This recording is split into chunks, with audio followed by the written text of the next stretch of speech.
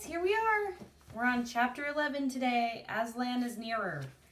Stitch and I are ready to read to you. Edmund, meanwhile, had been having a most disappointing time. When the dwarf had gone to get the sledge ready, he expected that the witch would start being nice to him, as she had been at their last meeting. But she said nothing at all.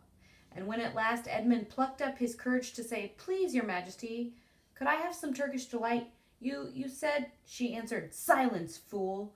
Then she appeared to change her mind and said, as if to herself, "And yet it will not do to have the brat fainting on the way," and once more clapped her hands. Another dwarf appeared. "Bring the human creature food and drink," she said. The dwarf went away and presently returned, bringing an iron bowl with some water in it and an iron plate with a hunk of dry bread on it. He grinned in a repulsive manner as he set them down on the floor beside Edmund and said, "Turkish delight for the little prince. Ha, ha, ha." "Take it away," said Edmund sulkily. "I don't want dry bread." But the witch suddenly turned on him with such a terrible expression on her face that he apologized and began to nibble at the bread, though it was so stale he could hardly get it down. "You may be glad enough of it before you taste bread again," said the witch. While he was chewing away, the first dwarf came back and announced that the sledge was ready. The white witch rose and went out, ordering Edmund to go with her. The snow was falling again as they came into the courtyard, but she took no notice of that and made Edmund sit beside her on the sledge. But before they drove off, she called Mogrim, and he came bounding like an enormous dog to the side of the sledge.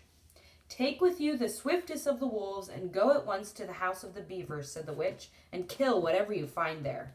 If they are already gone, then make all speed to the stone table, but do not be seen. Wait for me there in hiding. I, meanwhile, must go many miles to the west before I find a place where I can drive across the river. You may overtake these humans before they reach the stone table. You will know what to do if you find them." "I hear and obey, O Queen," growled the wolf, and immediately he shot away into the snow and darkness, as quickly as a horse can gallop. In a few minutes he had called another wolf, and was with him down on the dam sniffing at the beaver's house, but of course they found it empty. It would have been a dreadful thing for the beavers and the children if the night had remained fine, for the wolves would then have been able to follow their trail, and 10 to 1 they would have overtaken them before they got to the cave. But now that the snow had began again, the scent was cold, and even the footprints were covered up. Meanwhile, the dwarf whipped up the reindeer, and the witch and Edmund drove out under the archway and on and away into the coldness and dark. This was a terrible journey for Edmund, who had no coat. Before they had been going quarter of an hour, all the front of him was covered with snow. He soon stopped trying to shake it off because, as quickly as he did that, a new lot gathered, and he was so tired. Soon he was wet to the skin, and oh, how miserable he was. It didn't look now as if the witch intended to make him a king. All the things he had said to make himself believe that she was good and kind, and that her side was really the right side, sounded to him silly now. He would have given anything to meet the others at this moment, even Peter. The only way to comfort himself now was to try to believe that the whole thing was a dream, and that he might wake up at any moment. And as they went on, hour after hour, it did come to seem like a dream. This lasted longer than I could describe, even if I wrote pages and pages about it. But I will skip on to the time when the snow had stopped, and the morning had come, and they were racing along in the daylight. And still they went on with no sound but the everlasting swish of the snow and the creaking of the reindeer's harness. And then at last the witch said, "What have we here? Stop!" And they did. How Edmund hoped she was going to say something about breakfast, but she had stopped for quite a different reason. A little way off at the foot of a tree sat a merry party, a squirrel and his wife with their children, and 2 satyrs and a dwarf and an old dog fox, all on stools round a table. Edmund couldn't quite see what they were eating, but it smelled lovely, and there seemed to be decorations of holly, and he wasn't at all sure that he didn't see something like a plum pudding. At the moment when the sledge stopped, the fox, who was obviously the oldest person present, had just risen to its feet, holding a glass in its right paw as if it were going to say something. But then the whole party saw the sledge coming, and who was in it. All the gaiety went out of their faces. The father squirrel stopped eating with his fork halfway to his mouth, and one of the satyrs stopped with its fork actually in its mouth, and the baby squirrel squeaked with terror. "What is the meaning of this?" asked the witch queen. Nobody answered. "Speak, vermin," she said again, "or do you want my dwarf to find a tongue with his whip? What is the meaning of all this gluttony, this waste, this self-indulgence? Where did you get all of these things?" "Please, your majesty," said the fox, "we were given them, and if I might make so bold as to drink your majesty's very good health." Who gave them to you?" said the witch. "Father Christmas," stammered the fox. "What?" roared the witch, springing from the sledge and taking a few strides nearer to the terrified animals. "He has not been here. He cannot have been here. How dare you? But no. Say you've been lying, and you shall even now be forgiven." At that moment, one of the young squirrels lost its head completely. He has, it squeaked, beating its little spoon upon the table. Edmund saw the witch bite her lips so that a drop of blood appeared on her white cheek. Then she raised her wand. "Oh, don't, please don't," shouted Edmund. But even while he was shouting, she had waved her hand, and instantly where the merry party had been, there were only statues of creatures. One with its stone fork fixed forever halfway to its stone mouth, seated around a stone table in which there were stone plates and a stone plum pudding. "As for you," said the witch, giving Edmund a stunning blow on the face as she remounted the sledge, "let that teach you to ask favor for spies and traitors. Drive on." And Edmund, for the first time in this story, felt sorry for someone besides himself. It seemed so pitiful to think of those little stone figures sitting there all the silent days and all the dark nights, year after year, till the moss grew on them, and at last even their faces crumbled away. Now they were steadily racing on again, and soon Edmund noticed that the snow which splashed against them as they had rushed through it was much wetter than it had been all last night. At the same time, he noticed that he was feeling much less cold. It was also becoming foggy. In fact, every minute it grew foggier and warmer. And the sledge was not running nearly as well as it had been running up till now. At first he thought it was because the reindeer were tired, but soon he saw that that couldn't be the real reason. The sledge jerked and skidded and kept jolting as if it had struck stones. And however the dwarf whipped the poor reindeer, the sledge went slower and slower. There also seemed to be a curious noise all around them.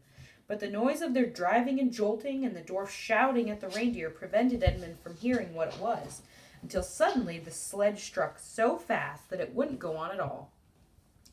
When that happened, there was a moment's silence, and in that silence Edmund could at last listen to the other noise properly. A strange, sweet, rustling, chattering noise, and yet not so strange, for he'd heard it before. If only he could remember where. Then, all at once, he did remember. It was the noise of running water. All around them, though out of sight, there were streams, chattering, murmuring, bubbling, splashing, and even, in the distance, roaring. And his heart gave a great leap, though he hardly knew why, when he realized that the frost was over, and much nearer there was a drip, drip, drip from the branches of all the trees. And then, as he looked at one tree, he saw a great load of snow slide off it, and for the first time since he had entered Narnia, he saw the dark green of a fir tree. But he hadn't time to listen or watch any longer, for the witch said, "Don't sit staring, fool. Get out and help." And of course Edmund had to obey. He stepped out into the snow, but it really was only slush by now, and began helping the dwarf to get the sledge out of the muddy hole he had gotten into. They got it out in the end, and by being very cruel to the reindeer, the dwarf managed to get it on the move again, and they drove a little further. And now the snow was really melting in earnest, and patches of green grass were beginning to appear in every direction. Unless you have looked at a world of snow as long as Edmund had been looking at it, you will hardly be able to imagine what a relief those green patches were after the endless white. Then the sledge stopped again. "It's no good, your majesty," said the dwarf. "We can't sledge in this thaw." "Then we must walk," said the witch. "We shall never overtake them walking," growled the dwarf, "not with the start they've got." "Are you my counselor or my slave?" asked the witch. "Do as you're told. Tie the hands of the human creature behind it, and keep hold of the end of the rope, and take your whip." and cut the harness of the reindeer. They'll find their own way home." The dwarf obeyed, and in a few minutes Edmund found himself being forced to walk as fast as he could with his hands tied behind him. He kept on slipping in the slush and mud and wet grass, and every time he slipped the dwarf gave him a curse and sometimes a flick with the whip. The witch walked behind the dwarf and kept on saying, "Faster, faster." Every moment the patches of green grew bigger and the patches of snow grew smaller. Every moment more and more of the trees shook off their robes of snow. Soon, wherever you looked, instead of white shapes, you saw the dark greens of fir, or the black prickly branches of bare oaks and beeches and elms. Then the mist turned from white to gold, and presently cleared away altogether. Shafts of delicious sunlight struck down onto the forest floor, and overhead you could see a blue sky between the treetops. Soon there were more wonderful things happening. Coming suddenly round a corner into a shade of silver birch trees, Edmund saw the ground covered in all directions with little yellow flowers, celandines. The noise of water grew louder. Presently they actually crossed the stream. Beyond it they found snowdrops growing. "Mind your own business," said the dwarf when he saw that Edmund had turned his head toward them, and he gave the rope a vicious jerk. But of course this didn't prevent Edmund from seeing. Only 5 minutes later he noticed a dozen crocuses growing round the foot of an old tree, gold and purple and white. Then came a sound even more delicious than the sound of the water. Close beside the path they were following, a bird suddenly chirped from the branch of a tree. It was answered by the chuckle of another bird a little further off. And then, as if that had been a signal, there was chattering and chirruping in every direction. And then the moment of full song. And within 5 minutes the whole wood was ringing with birds' music. And wherever Edmund's eyes turned, he saw birds alighting on branches, or sailing overhead, or chasing one another, or having their little quarrels, or tidying up their feathers with their beaks. "Faster, faster," said the witch. There was no trace of the fog now. The sky became bluer and bluer, and now there were white clouds hurrying across it from time to time. In the wide glades there were primroses. A light breeze sprang up with scattered drops of moisture from the swaying branches and carried cool, delicious scents against the faces of the travelers. The trees began to come alive fully. The larches and birches were soon covered with green, the laburnums with gold. Soon the beech trees had put forth their delicate, transparent leaves. As the travelers walked under them, the light also became green. A bee buzzed across their path. "This is no thaw," said the dwarf, suddenly stopping. "This is spring. What are we to do? Your winter has been destroyed, I tell you. This is Aslan's doing."